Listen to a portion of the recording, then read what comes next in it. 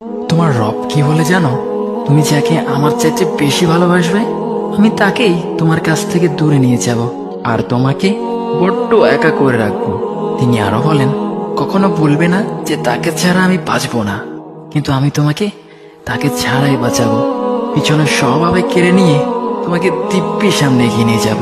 তুমি কি দেখো নি ঋতুরাও যে 2 মাস পর পর বদলাতে থাকে, ছায়া দেয়া গাছের পাতাও তো শুকিয়ে যায়, আর যখন সবর হারিয়ে ফেলে তখন ঝরে পড়ে।